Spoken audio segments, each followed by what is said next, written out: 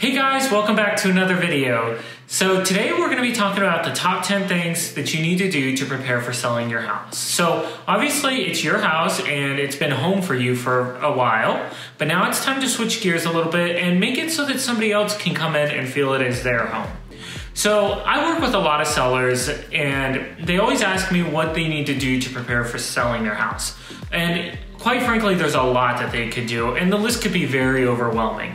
But I've really broken it down to these top 10 things that you can do and get the most value for your time and the little bit of money that it'll cost to put into it. So that's what we're going to be talking about today. All right, guys, so step one is to work on that curb appeal. I once read an article that said that most buyers judge the house and make their first initial decision within the first 8 seconds of seeing the house, which is crazy. So you want to make sure that from the outside of the house, everything looks really good. Make sure to mulch in the flower beds. Get new flowers if you need to. Double check the siding. Make sure it doesn't need to be pressure washed. Make sure all the colors look good and they're not fading. Double check the driveway for any cracks or anything that needs to be done on the outside. You definitely want to get that very first impression off to a good start because it's going to get them in that mindset of whether they're going to like the house or not like the house before they even enter.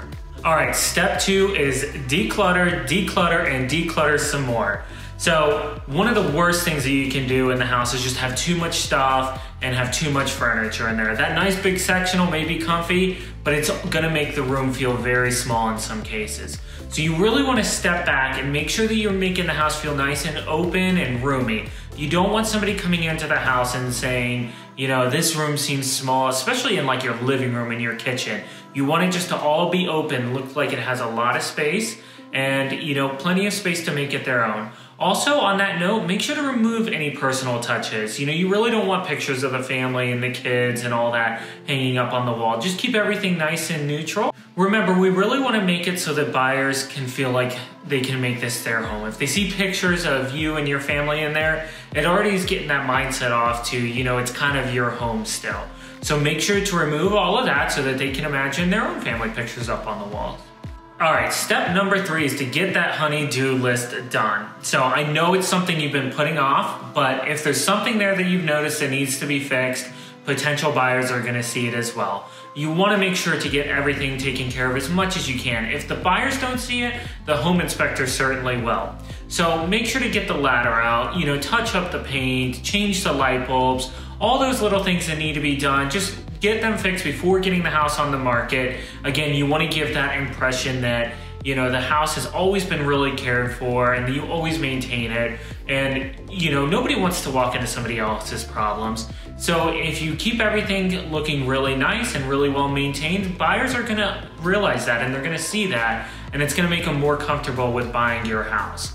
Along that same note, if you have that ladder out and the screwdriver out already, it might be worth making some of the little finishing touches or updating some of those little finishing touches like the handles and door pulls and stuff like that. So again, you want to give that whole concept that, this house has been really well taken care of. They're going to walk into a house that, right after moving in, they're not going to have major problems and that they're just going to be able to enjoy. All right, step 4 is gonna be organizing those closets. Remember that nice big walk-in closet you had? It's still there, it's just covered up by all of your clothes and shoes. So make sure to go through everything and donate or put in storage which you don't use right now. If it's summertime, take the winter clothes and put them in the basement or like I said, in storage, and vice versa if it's winter. So you really want, potential buyers to come in and be able to see the nice big closet that you have there, be able to see that they can fit all of their stuff in there and that it's not going to be overpacked or anything like that. So again, just go through stuff. I know personally I have too much in my closet as well, so just get rid of that stuff, donate it, and pack away what you can at the same time. Just keep in there what you need for the period of time that your house is going to be listed. So it's only hopefully a couple weeks, maybe a couple months, so it's not too long. Just try to pack everything else away and again, keep everything nice and open and decluttered. All right, number 5 is gonna be the lighting in the house. This is gonna be one of the most important. And what I mean by that isn't just the light fixtures. You're gonna wanna make sure that a room isn't too dark. If you have a room that maybe doesn't have enough lighting in it, make sure to put that lamp in there. You're also gonna wanna double check that all the light bulbs are working. you don't have any dead light bulbs, and also that all the light bulbs are the same color. You don't want to walk into a room and have some of the softer white and the bright white all in the same room. Just keep it all the bright white or the soft white, and again, just keep everything consistent with the house. Also, on the lighting topic, kind of like I said earlier, while you're got the ladder out and you're checking light bulbs, if your dining room chandelier is original to the house and it's looking a little dated, now might be the time to go ahead and spend a little bit of extra money to update that from the original house. Okay, number 6 is gonna be paying attention to odors. And in this, I don't necessarily just mean like bad odors. I'm not just referring to, pet urine or mold or anything like that. Although those are very important to be aware of, also make sure that you're not burning too many candles or, really strong scent of a candle. Keep everything nice and neutral. Essential oils are very popular these days, and it's fine for a little bit, but you don't want it to feel like you're trying to cover up something, and you certainly don't want, too many different varieties of candle or essential oils, or a combination of both, especially in like the same rooms and everything. To have a little bit of a scent in the house, keeping it smelling good and clean and everything is great, but you don't want to overdo it. And while we're also talking about odors, like I said, pet and mold odors, you definitely want to solve those issues. Don't just cover them up. Buyers will realize, and if you're trying to cover it up, it is obvious, and it will only cause them to investigate even more, and then they'll wonder what else you're covering up.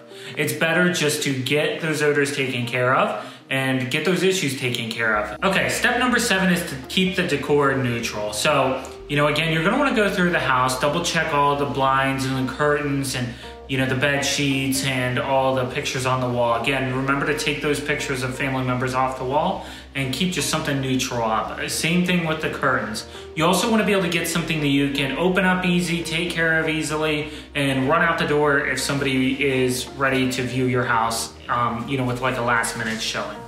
Also along those same lines is, bringing a little bit of greenery into the house.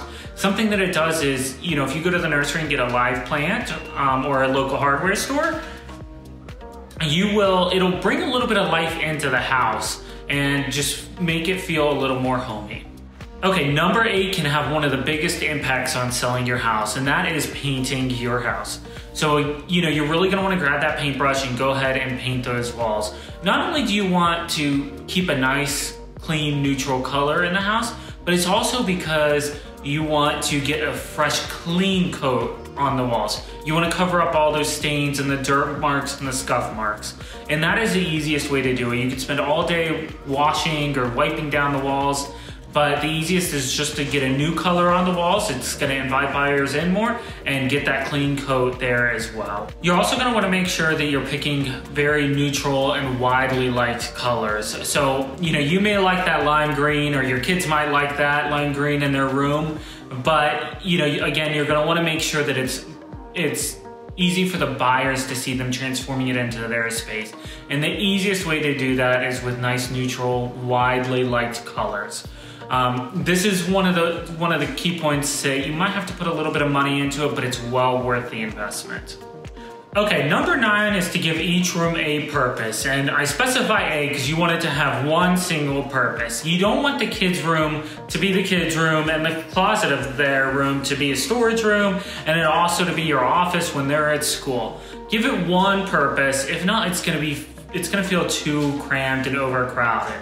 If it's the kids' room, put the kids' bed in there, the kids' dresser, and a few things hung up in the closet. If it's the office, same thing. Keep the desk in there, the computer, a few pictures on the wall, whatever it is to make it the office.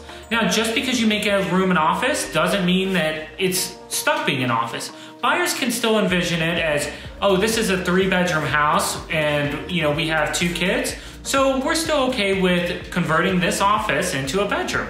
So they can definitely see that. Just because it's an office doesn't mean it's stuck as an office. So don't worry about that, just focus on giving each room one single purpose. Okay, number 10 is setting realistic expectations. This can definitely be one of the most challenging parts of selling your house.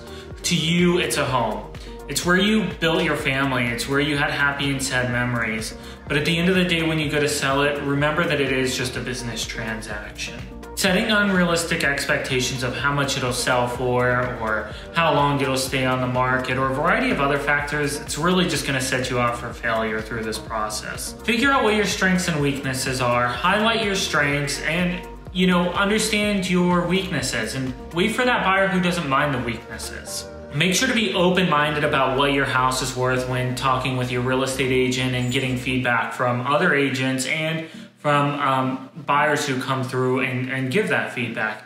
And most importantly, remember that, remember just to make this an easy, smooth process for, the next buyer to create memories in their home just like you did for so many years. All right, so remember that your house isn't always right for everybody. Each buyer has their own needs and wants. So really what you're trying to do is just set it up so that when the right buyer does come in the door, the house is as good as it can be for them.